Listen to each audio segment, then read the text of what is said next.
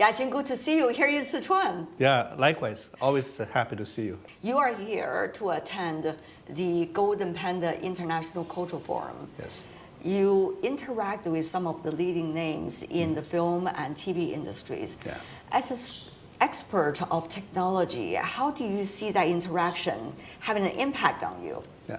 Well, for all those years, right, the advance of computer technology, digital technology, always play an important role in filmmaking, movie making, and content production.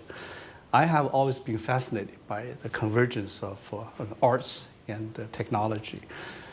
In fact, my team worked with Jim Camera in some of the movies, for example, Avatar, right? and also making of the 3D from the 2D Titanic. Right.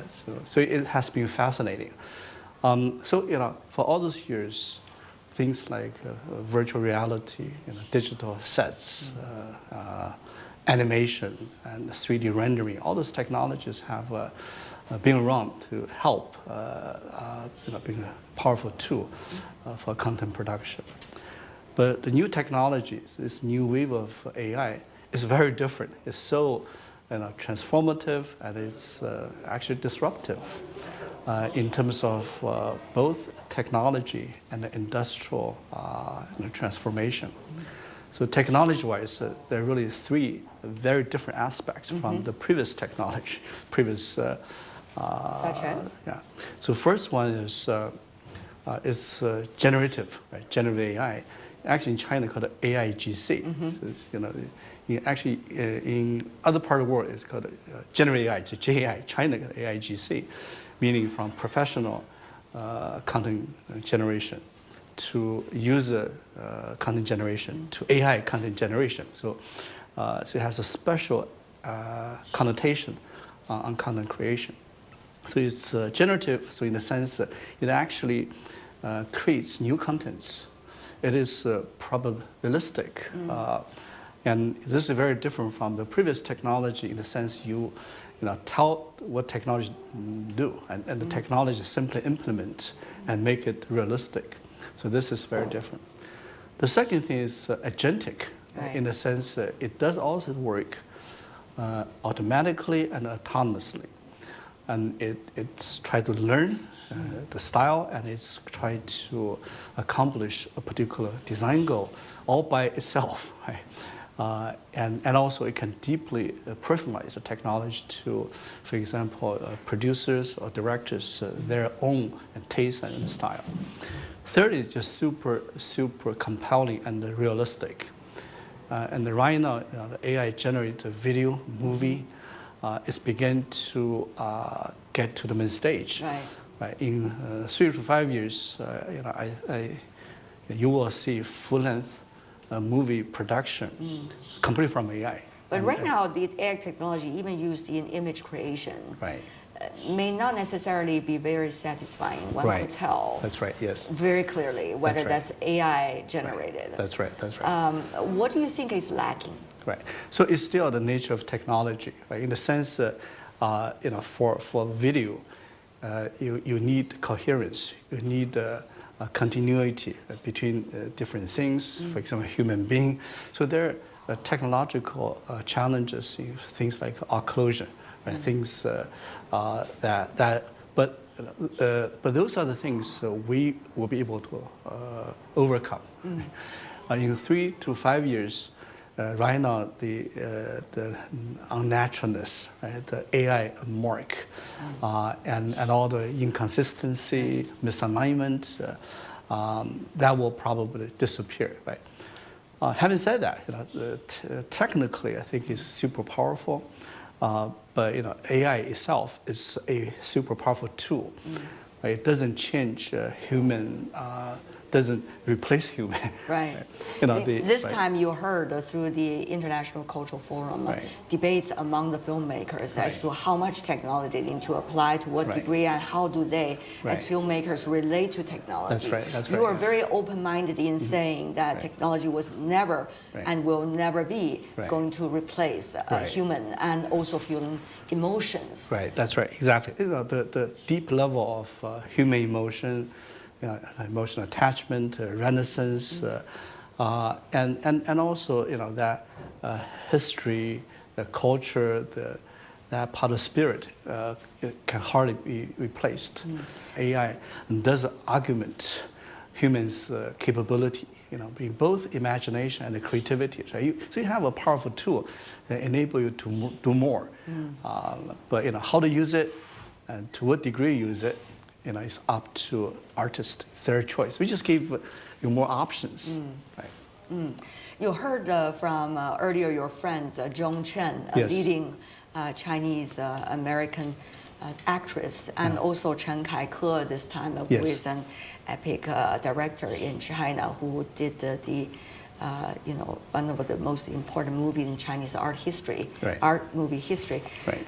They argue as seasoned movie makers as to how much they can use technology. Right. So eventually the question becomes whether it is those who knows the technology going to dominate, or whether it is those that are in the artwork that's going to dominate with the ever more sophisticated technology such as AI.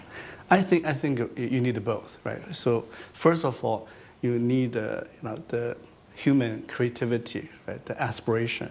You need to have the story, right? You need to have that originality.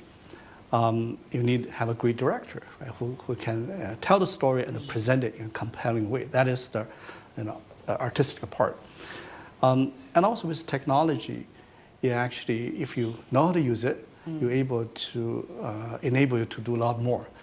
But investors might think differently. They think, well, why not? I just have AI to write the script. They know when people want to laugh. They want to know. They would add certain elements into it, and people cry, make them emotional, and I beautifully timed it. Everything's done, right? So it's commercially going to be very cheap. And also eventually make it work.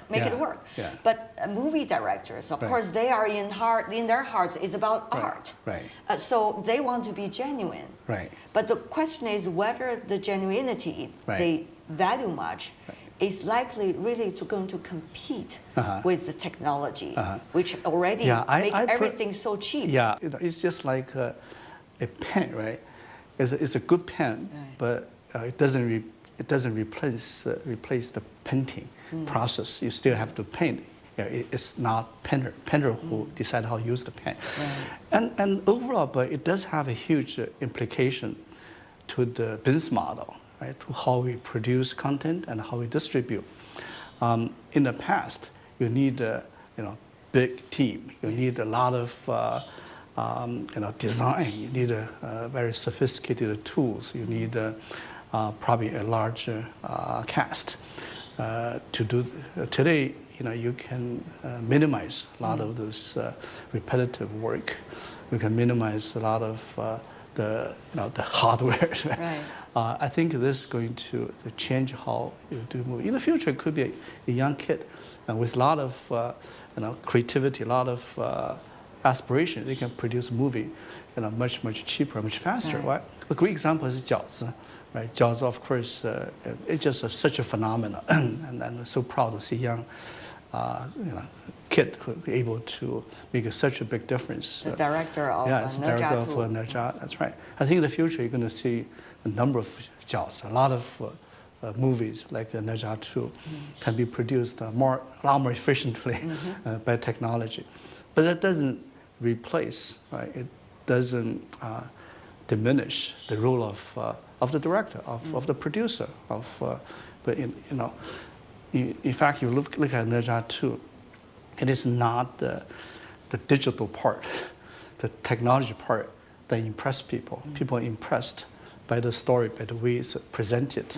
right, by the resonance with yourself and your generation.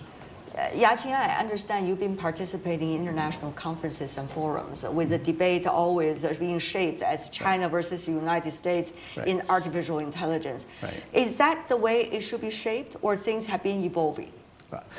Overall, if you look at in the history of technology, it has always been company versus company, right? And obviously, China and U.S. Have the biggest presence, have the most talents, and have company with the largest scale. So obviously the strongest. Obviously, China, U.S. companies do compete, and Chinese company compete with Chinese company too. I think that's all healthy and it's all normal. So if you look at in a few years, I think China, U.S. will each have probably 3 to 4 those big foundation models. And then obviously, each country will has a lot of application domain models. Will have a lot of agents application on top of that. So I keep telling people, this is not only about one country versus another country. It's not about one company versus another company, and it's not about who owns the most foundation model. It is the whole industry, the whole ecosystem. There are a lot of companies, a lot of other countries here, they're all going to benefit. Very similar to internet, right? Internet, if you look at China and the U.S. have the biggest scale, but it benefits every country, benefits the entire world. Even though internet age is very different geopolitically compared to what we are experiencing right now. That you're absolutely right. And right now, a lot of the geopolitical battle attention, it's a new variable, and is detrimental, to the entire world. But what it is, we cannot change it. And China has been very open-minded, and China actually wants to work with U.S. companies, wants to work with the rest of the world, and it is the restrictions all come from the U.S. In terms of the frontier chips, the training chips, in terms of other regulations. Right. Earlier we saw news stories related to Anthropic, for example, trying to bar Chinese investments into projects, trying to bar anyone using the cloud platform as long as it's 50 and above percentage stakes by the Chinese companies or entities elsewhere in the world. What do you make of phenomena like this? Well, first of all, I think it's short-sighted and it's unwise. There are lots of other replacements, alternatives, right? Both in U.S. and in China. In China, it's still impressive us in the last couple of years, especially in the last few months. The open model, and particularly piloted by DeepSeek, is becoming such an international phenomenon. So China is able to produce comparable performance model in much smaller fraction of cost. Actually, with such it is not only technology. It's really innovation in algorithms, in systems.